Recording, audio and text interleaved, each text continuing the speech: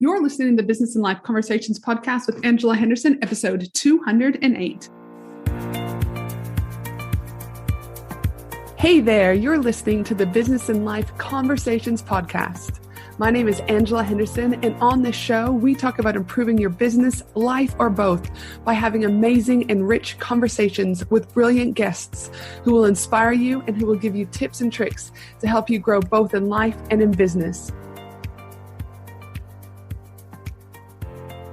Well, hey there, you amazing human, and welcome back to another awesome episode of the Business and Life Conversations podcast.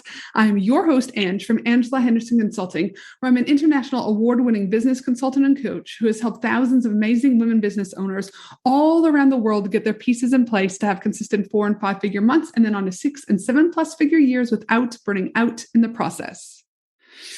Woo! Today is a good episode, my friends, a very good episode. Perimenopause and menopause, a topic that is almost taboo in our society, but it is impacting women in business, but women collectively around the world, but yet few are talking about it. Now, I'm not just talking about people who are in their 50s or 60s. I'm talking about perimenopause for women that can actually start happening in their 30s. For myself, early 40s. It can be fucking debilitating, exhausting, and leave women absolutely shattered, lacking confidence, business failure, marriage breakdown, and so much more. This is a topic, if you can't tell by my voice, that I am extremely passionate about because it is a topic that needs to be talked about more. God knows how many sex ed classes I had to attend about sex and puberty. Sure, you probably did too, my friend. But yet nobody is talking with us about the impact and symptoms we will face as women as we hit perimenopause and menopause. And so I'm bringing on my mastermind client, Kylie Pinwill, who's an expert in this field of perimenopause and menopause. She's an accredited nutritionist helping women in their 30s and beyond who are feeling lethargic, struggling with weight gain, bloating, hot flashes, due to balancing, needing to balance their hormones, reset their metabolism so they can feel happier and more confident in their own skin. And today we're going to be talking about all things perimenopause, menopause, what's the difference, what are the symptoms that us women are potentially either facing or going to be facing, what you can do to set your business up for success during this time, and so much more. It is a powerful, powerful conversation. And I would highly encourage any woman in business of any age to listen to this and then share the shit out of it on socials, on your personal page, etc., to help other women. We do not have to do this alone. Let me repeat that. We do not have to do this alone. It's a conversation, as I said, that I'm extremely passionate about, and I'm beyond grateful to have Kylie on this episode.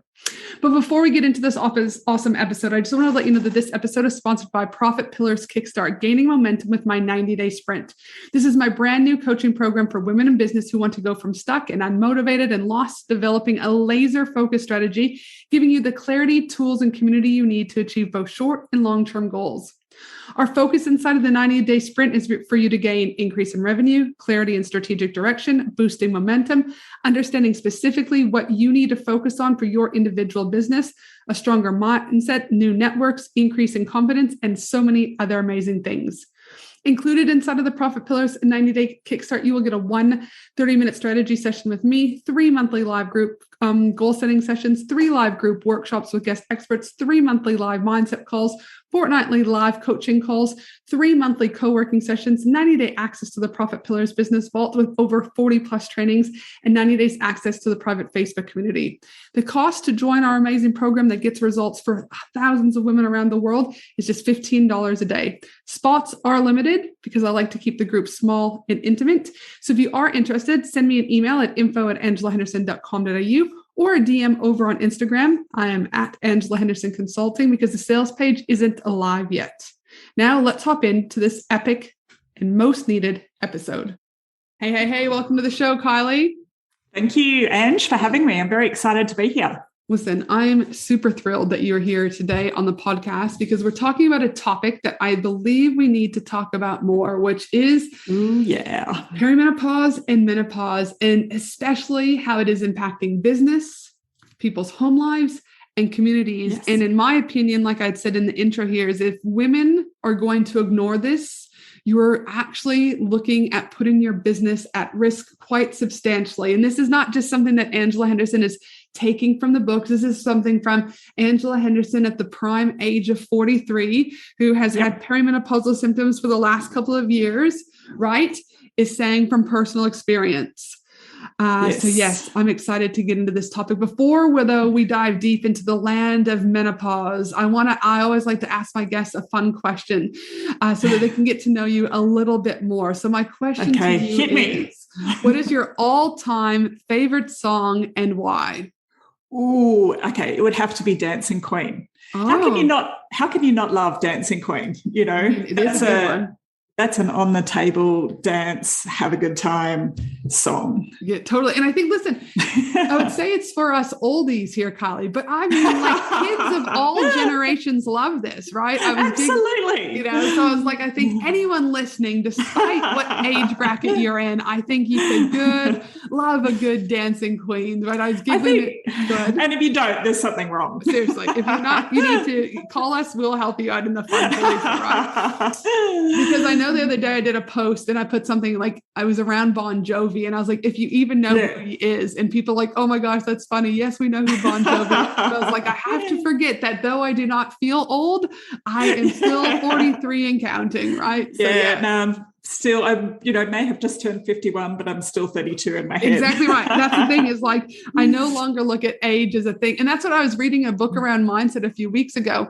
They were talking about, yes, you can put, 60 on your birthday candles, like on your cake, right?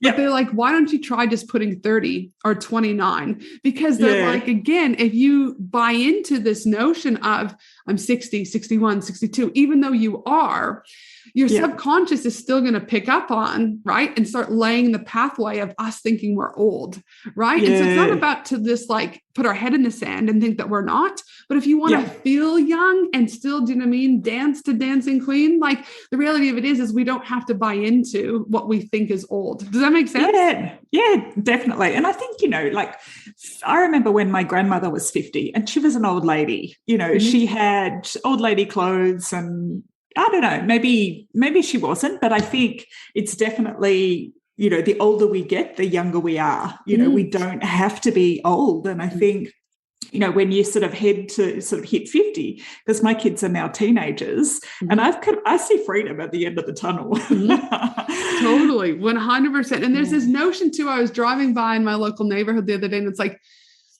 well, there's two signs I saw. Come and join our 50s plus retirement village. No. And I was like, what the fuck? We're not going there. 7 years away. I was like, it just felt like, what? I was like, no. And then the other one was like, join our 50 plus fitness group and not go as fast as others. And I was like, what the fuck? Just because I'm 50 doesn't mean like I'm slow, right? But it's like, and I think this, we can talk about this. We'll lead in this question because I think it fits beautifully. And we'll come back to the other question I have is that, there is almost this stigma, right, around menopause and perimenopause in our communities. And it's like if there's these billboards, right, also emphasizing 50 plus retirement villages and 50 plus classes for like, there's no wonder why there's a stigma around menopause and perimenopause, right? And do you feel it's only in Australia that we're not talking about this and breaking down the stigma? Or do you think it's really collectively, on a global impact? Yeah, look, I think it's a collective thing because certainly, I speak to women from the UK, the US, Canada, and, as well as Australia and New Zealand. And it was funny, I ran a sort of like a question in my Facebook group just yesterday, actually. And I said, what comes to mind when your doctor tells you everything is normal? Mm-hmm. And I probably had 100 women in an hour or so come back and say all the things that they had heard from their doctor, or they also told me what went through their head when he said, oh no, everything's normal. So I think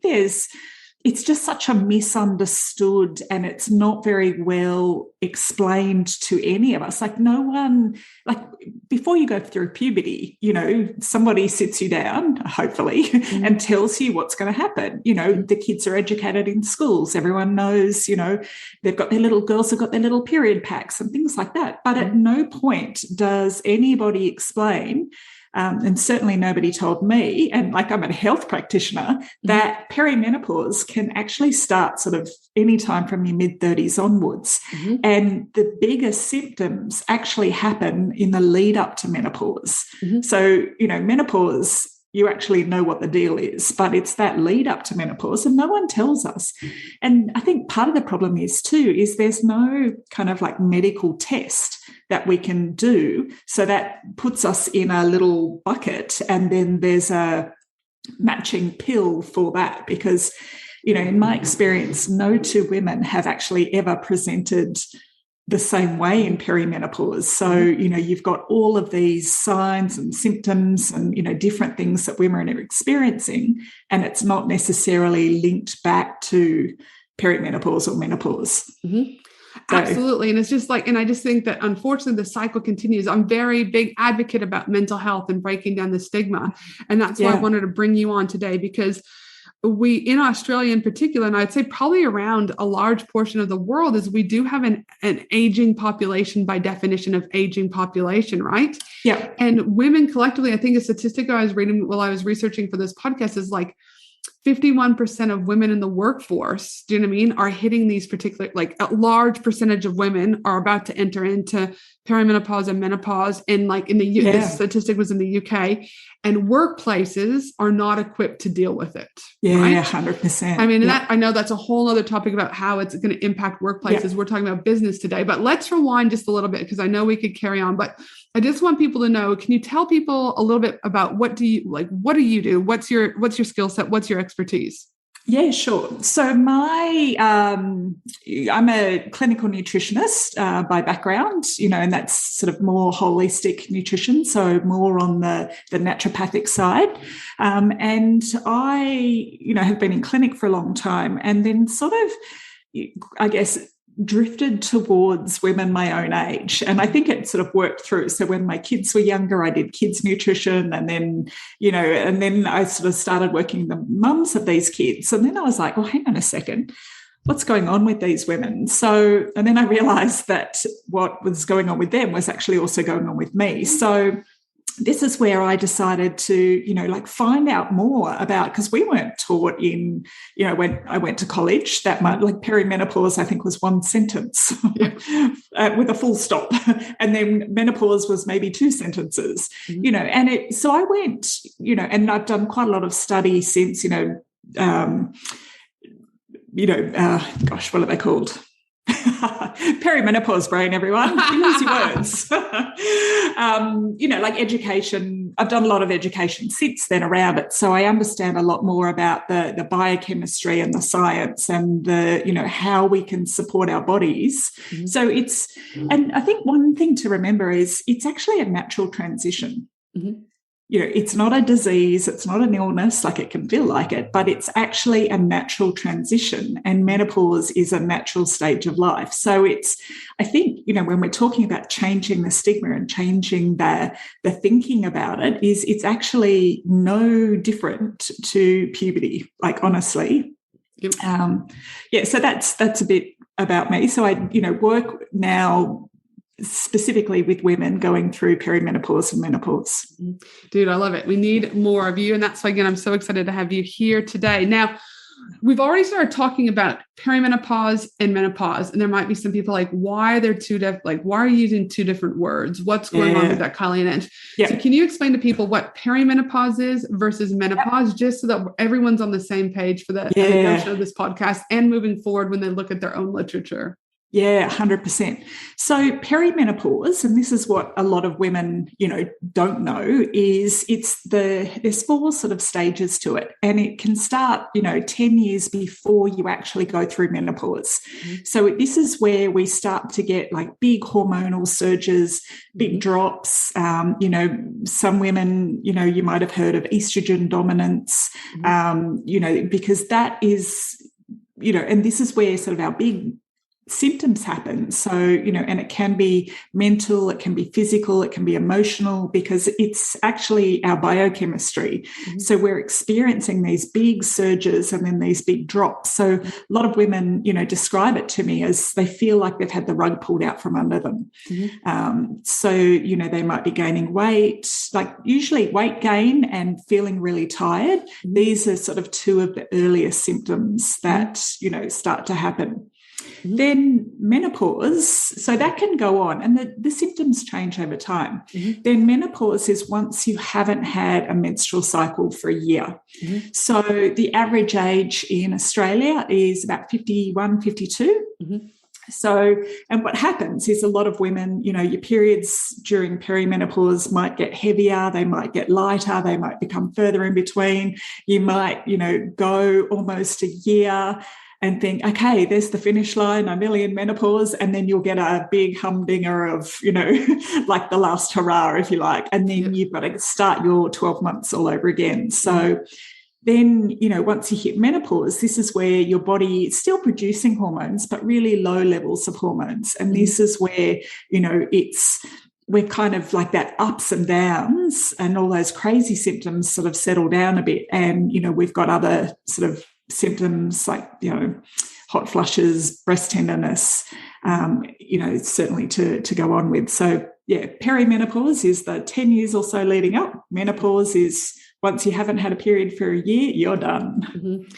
And so, so for those of you out there going, holy shit balls, right? Yeah. That was me when I started looking at, at my own kind of thing. I was getting these horrific headaches. Like horrific, about 48 hours before my period would come on. And I was like, what is going on? And someone's like, man, this could be perimenopause. And then I remembered when I went through IVF treatment with Chloe, and they checked my egg reserves and stuff. And they said pretty much like, listen, you've got no eggs that are good, that, and they said, listen, we're going to have to do IVF. And they said, the fact that your body's already like this could be something to watch for, and that you could go into, perimenopause quite early, because your body's already, stop producing now. And that was when I was 29. Right. So I kind of knew it was coming, earlier than what I expected, but, other, so when we talk about, again, perimenopause, just to recap again, ladies, up to 10 years before we even hit menopause, which is then no period for 12 months. I mean, it is something you need to be considering now.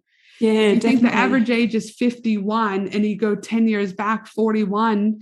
And I've heard of other women in their like late 30s who've entered into it, right? Like it's not as common from what I understand, Kylie, but it still can happen. Oh, absolutely. And if I'm talking to a woman and she's 35 and she starts listing off symptoms, I'm like, yep. And it's just the same. Like if you think of it, girls are experiencing puberty earlier. Mm-hmm. So, it kind of makes sense that we can experience perimenopause earlier. Mm-hmm. Everyone's different. It doesn't mean that you're going to have a horrific menopause. It does. And it also depends on, lifestyle. It depends on, your genetics. Mm-hmm. So what happened to your mum, your aunts, your grandma, and all of these things don't directly influence, but, they play a part in that picture of how it's going to go down. I feel like it's like everyone needs to get like shirts to say, stay calm for perimenopausal. There's like I have one where it's like, stay calm, keep calm, I'm Canadian. It's like, everyone keep calm. We're going to get through this. It's okay. Because again, if you think about going back to puberty, I mean, gosh knows I'm talking about freaking sex and penises, erections, periods with Finley and Chloe at the moment, right? Something that I'm not necessarily pumped or thrilled about those conversations, but I'm having them. It's not my zone of genius. But it's like, well, they're like, well, what if this happens? What if this happens? And it's kind of like us. Well, what if this happens? What does this mean? Right. So it's like, again, everyone keep calm. We're going to be okay. Right. We're not dying, might feel like it some days, but yes. Yeah. And it doesn't last forever. Mm-hmm. That's the thing, our bodies are constantly changing. So while, we might be, in one stage, we might be getting really heavy periods and it just could be absolutely awful. That's not going to last forever. So, we will all get through this. The hot flushes aren't going to last forever. So I was giggling when I was doing some research on this. Someone's like, yeah, I love walking around in the perimenopause stage with like 3 tampons shoved up my my vagina because the bleeding was so bad. I was like dying. right? But it's like, again, we're all are different. So now I know you talked a little bit about this, but in my experience, I just want to talk a little bit about like what I've experienced with some of the symptoms that I've started to have and see in perimenopause. And then you can add on to if you've got some things there. Definitely decrease in sex life. I'm like, sex, go find yourself. I mean, granted, I have separated from my husband and no, I'm not on Tinder yet, but you get what I'm saying? Even like in the last 2 years, I'm like, what the hell? And you start questioning yourself, like, obviously, you know, at that stage, it was one of those things that we were probably already looking at doing the relationship ending. But I was like, no, this isn't that I don't like sex. This is like, you know, like I was just like decrease, right? In sex drive. Yeah, definitely. My skin is kind of crazy, right? I also, I was Googling, actually just on the weekend, I was giggling knowing that this podcast was coming up. I was Googling black hair chin. Why am I having more black hair than this? And they're like, again, talked about the you know, surge and decrease in hormones. So I was having a giggle about that. I was like, never thought I'd be using Google for this. Yeah, exactly. Because we sort of think, you know, I always talk about progesterone and estrogen being the main hormone, and they're two of many. So yeah, we've got what we call androgens, which are all our male hormones, like brewing away in the background. And hello chin hairs, hello mustache. I know. I was like, oh hell no. I was like, there's some things I can handle. It's like, but this is not one of them. So I'm like Googling procedures, how to remove, because there was like this one page, and I know we're going to talk about this in a minute about like where you get your information from, because it is so important. Yeah. Now again, my entire time in puberty, I was told never shave your face. Never shave your face, Angela. And now they're telling women, I was reading shave your face. And I was like, surely, I read it on multiple sites. I was like, surely this is not the advice people are giving, is to shave your face as a woman. I'm like, surely not. Right. I was like, and I'm educated enough to know that this is not something I'm going to go and pursue, but other people could, but we'll talk about that later. Right. About bad information. But anyways, I was Googling black hair on the weekend. Yes. I do not back away from the razor ladies. Right. Headaches. I mean, the headaches I have, I actually have to take Indone 2 days before my period comes down, because it is so horrific that obviously with the nature of my job with, you know, consulting women in business, including yourself, Kylie, you're one of my clients, is that like, if I didn't take Indone on that 48 hours, and it's only 48 hours, once 24 hours comes, it's gone. But that surge of hormones, again, that is coming through, it's like a knife. And I was like, again, I've always had migraines, but it's not like a migraine. It's only directly correlated with my period, 24 hours or 48 hours before. I don't necessarily, I wouldn't say that my confidence has been rocked, but I've heard of other people's whose confidence gets rocked pretty substantially. 100%. This anxiety. Exactly. Anxiety. I haven't had the anxiety bit, but I have heard of friends who've like had full-blown panic attacks, right? Like they just are like, Ange, I've never had a panic attack. I've never suffered anxiety. And then I've hit this stage, and like, they're like, there's like some days they're like, it's crippling. Yeah, 100%. Yeah. And it can come as a shock, particularly if you're not normally an anxious person. And then all of a sudden, you know, you can't breathe, you know, just that overwhelm and anxiety can be huge for some women. Yeah, like massive, because again, also then you start going, what's wrong? Is it like, then you start thinking the worst, or you start Googling, right? Is it a tumor? Is it this? Is it that? But it's like, actually, again, it could just be perimenopause here, ladies, right? Yeah, that's right. Because it's that imbalance in your biochemistry. So, and it's scientifically proven here, ladies, like this shit ain't going nowhere. Emotional, you know, mood swings, right? Concentration, it's hard for me. I think, again, my concentration levels are still pretty normal, but again, with ADHD, I haven't really noticed anything for me, particularly with concentration, but I have known other people who say like, I've been always on time. I've been on, like, I can get all my to-do list done in a day. I can do this. And they're like, they just can't focus on anything. And also that brain fog, right? I haven't had that yet, but I have had others. Do you want to talk a little bit about what the brain fog looks like? Personally, I can vouch for brain fog. You know, and it's just, and I'm sure, you know, ladies listening will be able to relate. You know, you've got your to-do list, you know what you need to achieve in a day, and then, you know, you sort of sit down at your computer, and then it just feels like marshmallow.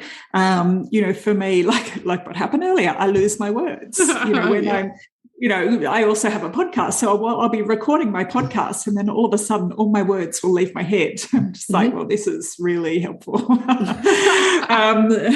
Or when I'm consulting with a client, my words will leave my head, and then we'll have a bit of a laugh about it because her words have also left her head.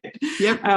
So it's just that, and I think, women in business by nature, we tend to, be that sort of A type, that driven, focused sort of personality. So when that doesn't happen, and when we kind of, struggle with it, it can really throw us for six, because, it's sort of like, oh my God, what's going on? And it does. And then it sort of then has that knock-on effect where, your confidence sort of goes. And, speaking with a lot of women who have, like corporate jobs and, running their own business and things like that, when that confidence starts to go and it sort of works in that circle, the brain fog's there, the tiredness is there, the fatigue's there, the confidence kicks in, the anxiety kicks in, and you can really set yourself up on a bit of a downward spiral there too. 100%. I mean, it's not hard, right? To go, especially like when we talk a lot about the inner work inside. And like I said, you're a client and you work in my mastermind, the inner work, right? Our mindset. And so if you already have a bit of a wobbly mindset for whatever reason, yes. I would say, or I would predict that it could throw you even more when you go into the perimenopause and menopausal state, right? Because you're just going to potentially go freak out. So again, we'll talk about things that you can start working on now at the end, but again, mindset will be one of those things. And, like we talked about before, I'm just completely fascinated, right? That at the end of the day, the symptoms that you and I have just talked about can actually be going on for 6 to 10 years. And during, most of this time, we can still be having normal periods, right? 28 days, they can still be coming and going as if nothing is changing, but the symptoms have increased 100%. Substantially. Right? Oh, yeah. Yep. And, from what I know, based on my own personal experience, but also from what I've been reading, and obviously I've also gone in one of your programs, for example, is that most doctors, unfortunately, aren't trained and don't have the capacity to recognize the symptoms, right, themselves as menopausal or perimenopausal, because they've had literally, when I say this, 2 hours of training in their 5 or 7 years, medical degree. They've had such minimal training around this that things are getting, missed. And, what I hear also is that it's quite common, for women in their 40s to end up with that health merry-go-round. They're being misdiagnosed, prescribed inappropriate medication, and really suffering unnecessarily for many, many years. What are your thoughts around that? Yeah. So this is something that I'm really passionate about. And this is, these are the women that I work with. So what tends to happen is, a lot of the symptoms of, say, perimenopause, so feeling tired, putting on weight, the brain fog, quite often, there's bloating, there's constipation, there's, maybe IBS, not sleeping, all of these sort of things cross over into other sort of areas. So, all of those symptoms could also potentially be thyroid. They could also potentially be, throw in aches and pains, and, it could be fibromyalgia. It could be an autoimmune condition. It could be, lots of different things. So the problem is there's a couple of issues. So first up is, there's no specific diagnosis for perimenopause. Mm-hmm. So a lot of women I, speak with, have been told by their doctor, oh, you're 48 years old, you're too young. Like, what? Hello. So, and then they're just pushed out the door. If they go back and ask again, they're put on antidepressants, just to get them out the door. And the other problem is, apart from, it not being understood, and, don't get me wrong, there are a lot of really good GPs out there who are, really on top of this as well. But when, you go and have a blood test done, your bloods come back and, you're told that everything's normal. Mm-hmm. Yeah, don't worry, everything's normal, and they smile and nod condescendingly. It's all in your head, honey. It's, it's really not. But what happens is the reference ranges for normal blood results are actually really wide. So you could be hanging out like either the high end or the low end of normal, but you feel like rubbish. So it's not until you are sort of sitting right smack bang in the middle and you're sort of in that optimal range. It's when you're in the optimal range, that's where you feel well, you are well, you know, everything is working the way it should. Mm-hmm. But, you know, if you can still have normal results and still feel like, you know, rubbish, Mm-hmm. you know, you're not in that optimal range. And medically, they don't diagnose anything until you're outside of that, you know, normal range. Mm-hmm. And then all of a sudden you've got a diagnosable condition and they can, you know, match a medication to that. Whereas, yeah, so many women, I think, and this is where I think perimenopause is really misunderstood, is because we still can have our bloods done. It comes back, everything's normal, but, you know, it's not normal. Mm-hmm. Right. Or again, could you say that the blood work can appear normal, but we know from a physiological, like how we feel within our bodies, something's not normal, right? Oh, 100%. And like we know, no one knows your body better than you do. Mm-hmm. So if something's not normal, if something doesn't feel right, it's not. Mm-hmm. Okay. So if you've been told by your GP that everything's normal, off you go, you know, have a nice life.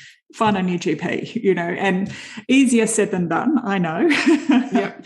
But certainly, you know, there's a lot of practitioners out there, a lot of, you know, nutritionists, a lot of naturopaths, you know, who work in this space, mm-hmm. You know, myself included. And, you know, there's so much help available out there that, you know, and I think a lot of women, they just want to be heard mm-hmm. because, you know, to have someone sit there and actually listen to, you know, the list of, you know, what's going on with your body, because like I said, no two women are ever the same. So, you know, you want someone who's actually going to listen to what you have to say and then, you know, have a look at the underlying drivers, like what's going on, how can we support your body? 100%. And I think there too, Kylie, the reality of it is that when you start getting your GP, who you may have been going to for years, right? Yeah. And you start to like question things and you start to go this, you know, there can be this notion of wherever there is loss, there is grief. So if you have to like kind of go and find a new GP and it's been after years of someone that you've trusted, you're going to be like, this is still a loss. Like, fuck you, perimenopause and menopause.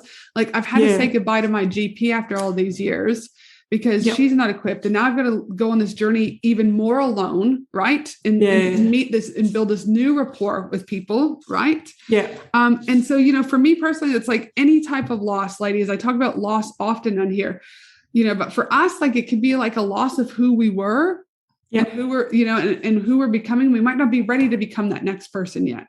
Right? Yeah. Oh, for sure. And so how much do you think grief also needs to be spoken about in these two phases? Yeah, I think it's a really good point because, you know, there's a few sort of different things that we're grieving. You know, we might be grieving the fact that our kids have grown up, you know, faster than we ever imagined, and all of a sudden we're empty nesting. This is the time where a lot of marriages break down. Mm-hmm. This is the time where, you know, all of a sudden we get this, hang on a second, where did my life go? I'm not ready to be old. You know, so, and let me tell you, ladies, nobody is putting us in the old lady paddock anytime soon. You hit 50 and, you know, think of it. It's probably, sorry, I'm jumping around topics here. I want more women to be having the conversation that, you know, the next chapter is the freedom chapter. You know, we can, you know, ideally, hopefully we're a bit more financially stable than we were before we had kids. And, you know, we can go and do the things that we want to do because our kids are older and they're not relying on us as much. And, you know, and I think that's a really good thing. So it's reframing. Yes, there's a grief and a loss of our youth and, you know, a lot of women talk about, you know, feeling invisible. So, you know, they'll be lining up to order a coffee and the hot 25-year-old, you know, you'll be next in line. The hot 25-year-old will stand next to you and the guy will just all of a sudden you disappear and he's taking her order. And it's like, oh, hang on a sec. What am I, a ham sandwich? Yeah. Actually, maybe I am. Yep. And so I just think it's important that people understand that there could be this grieving period, right? Yeah. That on top of everything else, that there is this grieving period, and it will look different again for everyone. You may not grieve. You could extra grieve, right? With a cherry on top. I don't know. But it's important to, I just think, acknowledge it, because so often in our world, we just think of grief as being someone dies, but grief is so much more than that, because it's whenever there's a loss. And part of this is a loss of maybe your identity, your confidence, a combination of things. So just being mindful of that. Yeah, and not being heard. So, you just feel dismissed, and no one's, and also too, if you don't have an understanding of what is actually going on with your body, it's, because you're thrown into this sort of no man's land. You don't feel good. You don't know what's wrong. Let me tell you, it's definitely not in your head, 100%. So, and you're not going crazy. No, dude, exactly. You're not going crazy, ladies. Now, perimenopause and menopause, specifically in relation to business. Yes. Again, this can throw you ladies quicker than what you think. And I know Kylie and I were talking before we press record, but in business, we're always looking at our risk analysis, threats, what do we need to do? And in my opinion, you need to be looking at perimenopause and menopause as a risk factor to your business. Yeah. And you might be thinking, well, this sounds a bit drastic. This sounds a bit dramatic, but it is a reality. Because again, as we've talked about, perimenopause and menopause is going to hit each of us so differently. But I'm very much coming from the belief of I'd rather be proactive than reactive when it comes to things. And so whoever is listening to this podcast today, you amazing human, you are getting the tools, and at least you won't have all the tools because it's max hour podcast, but you're getting valuable information. And now you're going to have to choose what you do with that information. So I would encourage you to start thinking about how is perimenopause and menopause maybe going to change your business specifically. What are your thoughts about how this impacts business, Kylie? Yeah, this is great. And I think being a business owner and being in perimenopause, I think I'm very well versed in how this works. And certainly what I've come to find what works best for me and the way I work is, working with my cycle, working with what's going on. Mm-hmm. So it then doesn't come as I minimize that overwhelm feeling, because I give myself a break. I show myself some kindness. I give myself some slack. And, also it's been hard, but also like turning down some of some of those high achieving kind of things. And you know what? If it's done, it's better than perfect, So I now sort of get to a point where, if I'm tired, if I'm not feeling it, why am I sitting in front of the computer? I'm much better off. I do my clients a service. I do myself a service. I do the dog a service. If I, grab the dog, go for a walk around the block. If I can't focus, if I'm feeling a bit, fidgety, or, just flat, I just go with it. I go, you know what, that's fine. This will wait. I'll come back. Then in terms of that's sort of on a day-to-day basis. And then in terms of, how I work with my cycle, definitely, in those days sort of leading up to my period, and I'd say this to clients, from a diet and exercise point of view, when, in that sort of 4 or 5 days leading up to your period, that is not the time to start training for a marathon and doing 24-hour fasts, okay? Mm-hmm. It is not. It will not work. You will hate every second of it. But, if you were to do that in that first week after your cycle, you're going to be on fire. Mm-hmm. So your business is the same. So that week before your period, if you're not feeling it, clear your calendar. That's not the time to fill your calendar with back-to-back client appointments. Mm-hmm. It's not the time to be doing a million sales calls. It's not the time to be, and sometimes we can't help it, but up on stage presenting. But that is the time where potentially we are a bit more creative. We're a bit more, we want to bunker down and, if we want to sit on the lounge and watch Netflix, so be it. But, if that's the time where we can churn out a million blogs or, get that more creative stuff done, that works for us. And then, in the lead up to ovulation, that's where we want to put ourselves out there, because naturally that flow of hormones, that's when we can put ourselves out there. And, for the ladies who don't have a cycle, we can, I'm going to go at the risk of going all woo-woo on you, you can follow the moon. Because the moon, if anything, it just gives you a structure and an anchor point. So, yeah, you can go full woo-woo. I won't do full woo-woo on you today, but, you can follow that moon cycle. And if you Google, lunar cycles and menstrual cycles, there's tons of information. And the more I learn about it, the more it's, endlessly fascinating. But certainly, working with your hormones, working with your cycles, whether you have one or not, can be hugely beneficial in business for sure. And I think too, just working, again, some people say just working with your cycles, regardless if you're in perimenopause or menopause, can be significantly beneficial, right? So I think it's something that, again, can help across the board. I'd also want to say, with perimenopause. Totally. Yeah. And I'd say too, with perimenopause and menopause, it can also impact, again, if you've been hit with a confidence stick or a lack of confidence, right? Just know and give yourself some grace that maybe you don't want to do speaking or podcasting. And again, it's not a forever thing, right? Remember this, as Kylie said before, it's not a forever thing. You might not be able to have this same schedule as you've had before. So you might not be able to do a 9 to 4 anymore. You might need to only be able to do a 10 to 2, because come 2 o'clock, you just hit total rock bottom and your energy is completely depleted. Understanding and giving yourself permission to adapt is going to help your business out substantially. It also might mean that you need to look at potentially your programs that you're running. You might no longer be able to offer one-on-one. You might not be able to do 10 clients a month, one-to-one, for example, because it's just too energy draining. And so you might need to really start looking at and pivoting to a one-to-many model, right? Or looking at an evergreen funnel. So these are the things that I encourage you now to start looking at and be proactive about it versus being reactive about it and having to close your business. Because I have heard numerous times where people have either quit their day job because the symptoms and things have gotten so much for them. And I've equally heard women in business walking away from their business that brought them the most joy that they've ever had because the symptoms take over. So really just kind of be mindful of this and just knowing now, again, having that flexibility to adapt and pivot if you need to when you start going through this.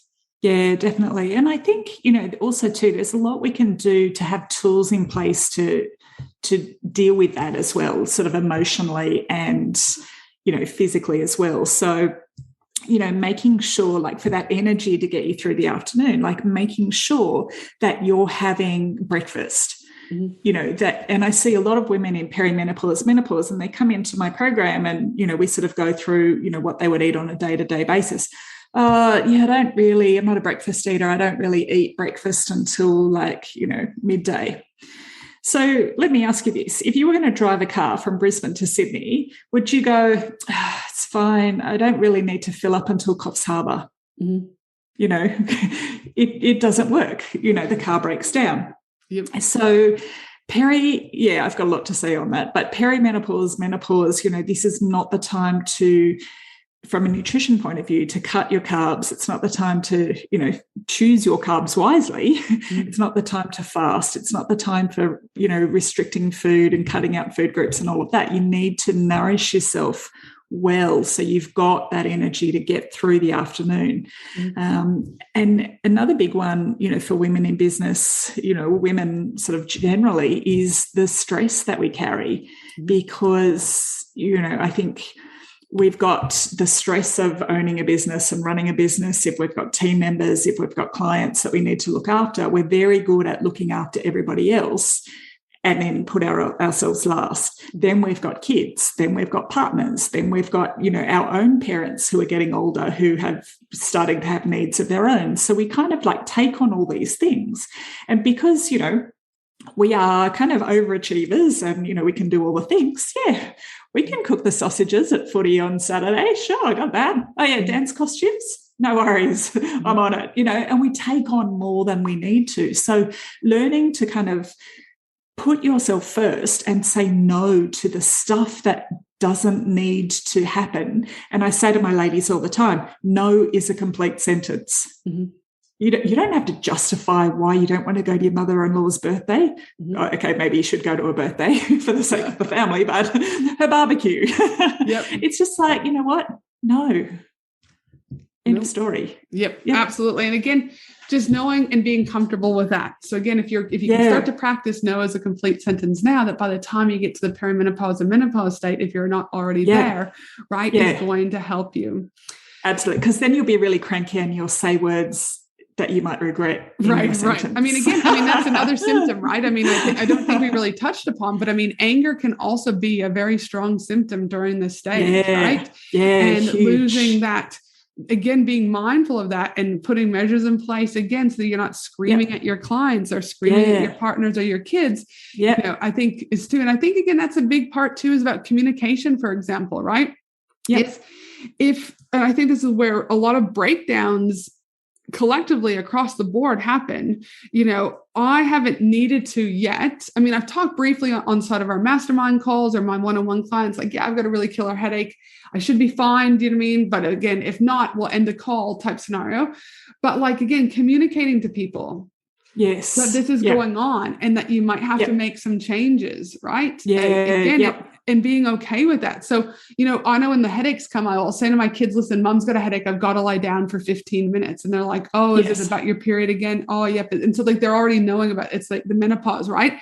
But if you keep that information to yourself, from your team, from your clients, from your family, from your partner, it is going to eat away, and it's going to probably be more disruptive than by being honest. Because I was also reading another research paper in the lead up to this call in relation to like, it was like something like 80% of all partners have no idea how to help you because they don't know enough about it to help you. So then they do nothing. 100%. And then you get shitty because they don't know how to help, but you haven't communicated to them. So just as a side note, again, really be mindful of the communication around this too, because this can help also. Now, there's going to be women out there going, whoo, well, this was a good podcast, Ange and Kylie, and thank you for bringing this to light. And I probably have some things, but Ange, you keep talking about like preventative measures versus reactive. So I'm curious to know I've got some ideas, but I'd love to know like what measures or ideas do you have that women in business can put in place to either go through what they're going through now, but in a gentle and calm way versus pushing through and having burnout? What are some of the ideas that you've come up with? Yeah, I've got loads of ideas. Thanks for asking, Ange. Okay, so first up, you know, I'm a nutritionist, so I'm going to say food. So, you know, what are you putting in your body? And I think what we put in our body is the biggest form of self-care we can show ourselves. Mm-hmm. So if we are eating, you know, and there's no perfect diet, what works, there's different food that works for all of us, but, you know, go with real food. Mm-hmm. You know, if it comes out of a packet, it's not real food. So watch the sugar, watch the alcohol is a big one. A lot of us tend to, you know, self-soothe with alcohol, self-medicate with alcohol. You know, just the nature of Australian society, alcohol's a massive social crutch. Mm-hmm. But, you know, if you're waking up in the morning going, oh my God, you know, okay, I'm not going to do that again, or, oh, gee, all right, I'm not drinking today. Like if you're bargaining with yourself first thing in the morning after a big night, you know, you really need to think about, you know, alcohol, is it serving you? Moving your body.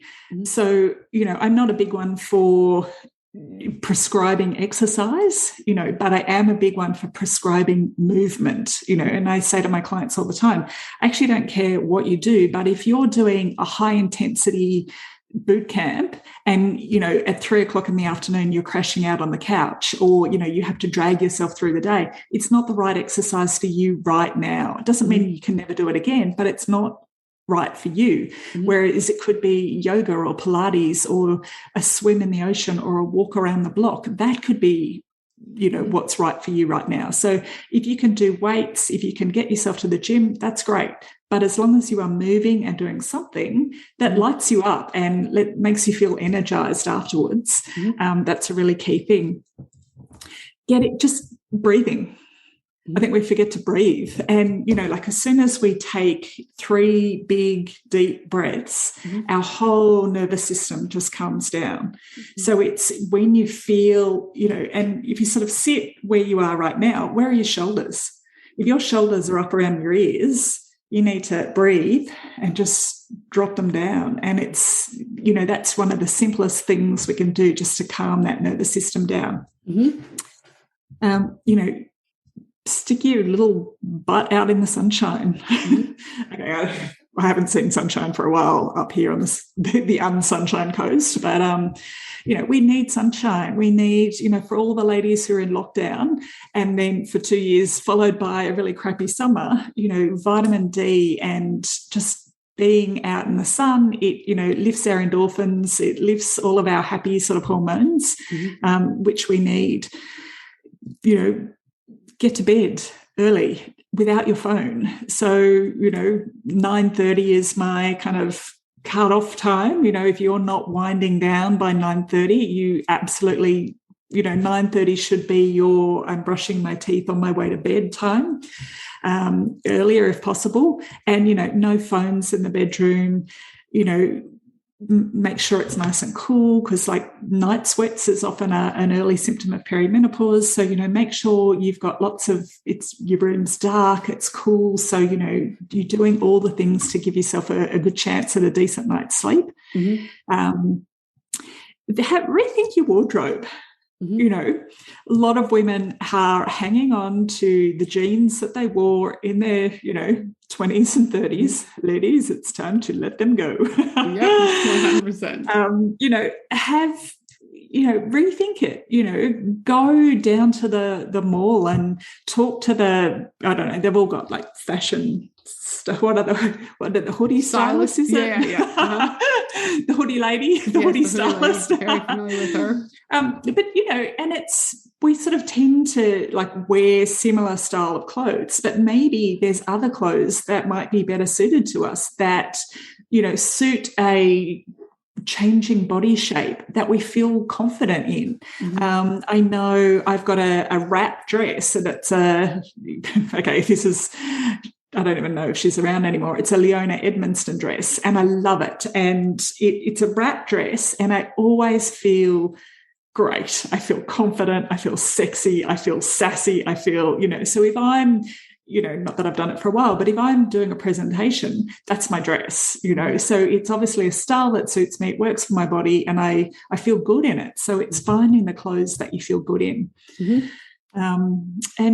Just communicate, because there are, communities of women out there going through a similar thing.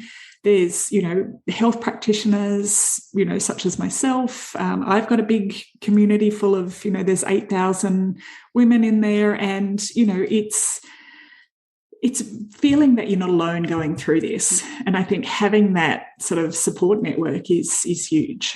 I think having the support network is massive. But one of the things that I would say there is that think twice about joining online support groups where they're either like, I won't use that word. I'll refrain from using that word, where people are like Debbie Downers, right? Yeah. Like, ladies, yes, it's going to fucking suck some days. It is going to suck. God knows I'm here to tell you. But you've got 2 choices.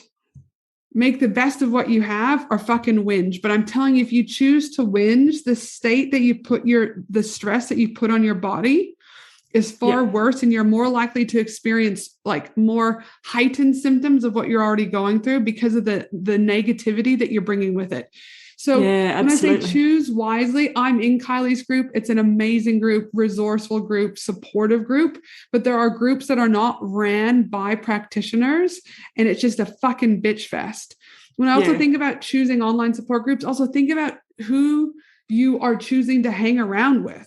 Right? Yeah. If you're hanging around with these other, your best friends who aren't supportive or whatever, you might need to take a break from them for a little while, right?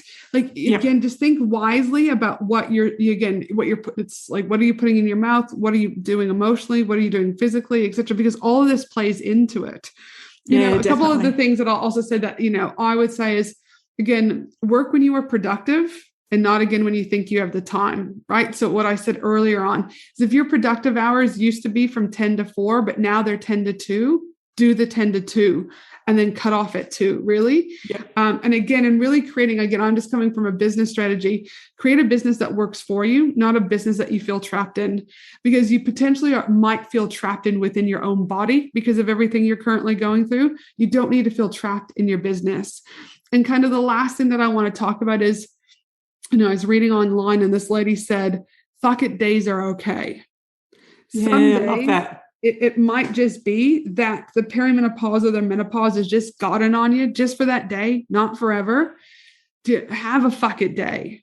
Yeah, fuck it, I'm fucking watching Netflix all day. Fuck it, I'm going to go to the movies and dump my head, do you know what I mean, in the bowl of butter, popcorn. Fuck it, do you know what I mean? I don't know, I'm going to eat the bar of 8 chocolate bars. Like, you might just have to have fuck it days, as this lady on the internet said. So these are some of the things that, again, Kylie gave and that I gave. And I just want you to choose the ones that are in alignment for you, that work for you, that work for your families, right? Because the sooner that you can take control of this for you, right, and how it works for you, the better. And that is going to be my last thing before we kind of start wrapping up is, perimenopause and menopause, it's ultimately not in our control. It isn't. It's going to happen whenever Mother Nature wants it to happen. And again, I know we can't control this part, but we can control our attitude. We can control how we manage our expectations of ourselves. We can control the stages that we are in with love and compassion. So again, you've got choice. Beat yourself up about this. Things are probably going to be doom and gloom. And acknowledge what's going on, but still try and find the positive. Like, even regardless of what's going on, I still practice daily gratitude, right? I'm still thankful. I still write in my journal. I still meditate. I still do those things because, again, by practicing self-love and compassion during this stage, I'm in a much better place than I would be if I'm just down all the time about it. So now, Kylie, for those women out there that are like, oh, all right, as you know, like I said earlier, I've been in your program. I may have, full disclosure, signed up under a false name because when I work with my clients who are clients of mine, I'm very firm on my boundaries, but I knew I needed Kylie's help. So I may have signed up under Susie Franklin, I think was the name, with a fake email address. And I had her send Kylie. I was going through an operation and Kylie actually had sent me a gift to get better. And so I actually had the vitamins and stuff, everything sent to a friend's house. And I actually did Kylie's program without Kylie knowing that I actually, had did the program. And her program was absolutely amazing. Talk about the ultimate mystery shopper. Literally mystery shopper. But again, in many ways, it was great because I was able to just experience it without having to feel, any type of pressure, but also for you not to feel any pressure, right? And I can hand on heart say that when I started, my biggest thing was around just like the bloating, right? Not fitting into my clothes the way I want it to, not putting the right fuel into my body. And again, your program allowed me that opportunity to really kind of assess and look at things. My primary aim was not weight loss. That was not the aim. It was partially part of it, but not the whole. My thing was more about like, what can I be doing to make changes now for long-term, health and health wealth is what I call it. And since doing your program, which was months and months ago, I was at 96 kilos and I've remained at around the 88 to 89 mark. So again, weight loss is a secondary thing, but again, I'm feeling my body better. I'm making better choices. Certain foods don't come into my home anymore, right? Because I know that they don't. I haven't drank alcohol in almost 3 years now, almost. Like I think I've had 2 glasses of wine or something in the last kind of 3 years. So that was never a problem, but yes. So Kylie, for those women who want to know a little bit more about your program and how you might be able to help them in the perimenopause or menopause state, where can they find you? Yeah, absolutely. Thanks, Ange. And well done. That's an amazing result. And yeah, good to know that I passed mystery shopping. Yeah. So if you are looking to find out more about me and the programs that I run, you can find me at kyliepinwill.com. That's KYLIE, Pinwill, PIN for Nelly, WILL.com. Or you're more than welcome to join my Facebook group. You can find us over at the Hormone Hub perimenopause and menopause support. Or just find me, Kylie Pinwill, on Facebook, and we'll be able to link you into the group there. So fantastic. I love it. Yes, I strongly encourage you to, again, get into her group, regardless of kind of where you're at in that space. Just start consuming her content, start getting to know her. Yes, because I can't recommend it enough. Now, I have one final question before we wrap up. My question to you is what do you know now that you wish you knew when you first started out in business? Ooh, that's a great question. And I've heard you ask this a million times on podcasts. You'd think I'd be prepared. I wish I knew that it's okay to fail, mm-hmm. that it's okay to fail and know that you will move on and, things will go better, and then you'll fail again. And, failing doesn't mean it's all over. And it doesn't mean that there's anything wrong with you. It just means you're learning, you're getting better. Mm-hmm. Yep. So, yeah. No, absolutely love it. Again, failure, I always say often is that failure are the mistakes we need to get us to where we want to go, right? And it's like they are the stepping stones, the learning stones, but often we don't give ourselves the benefit to be able to learn, right? Mistakes are the lessons we need to get us from where we want to go. So no, thank you for sharing. And before I sign off, please remember that my team and I will be putting together the show notes for this episode over at angelahenderson.com.au. We'll include all the links for how you can connect with Kylie, her programs, her socials, etc. And you amazing human, I hope you have a beautiful day no matter where you are in the world. And I look forward to you joining me again next week for another awesome episode of the Business and Life Conversations podcast. Thanks again for today, Kylie. Thanks so much for having me, Ange, and thanks everyone for listening. Thanks for listening to the Business and Life Conversations podcast with Angela Henderson. www.angelahenderson.com.au